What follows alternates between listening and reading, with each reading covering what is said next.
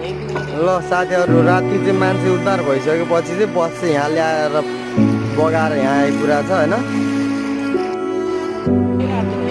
ल साथीहरु राति चाहिँ मान्छे उद्धार भइसकेपछि चाहिँ बस चाहिँ यहाँ ल्याएर बगाएर यहाँ आइपुरा छ हैन। तपाईको यहाँबाट राति मान्छे उद्धार गरिसकेपछि चाहिँ बस बगाएर त्यहाँ पुरा छ।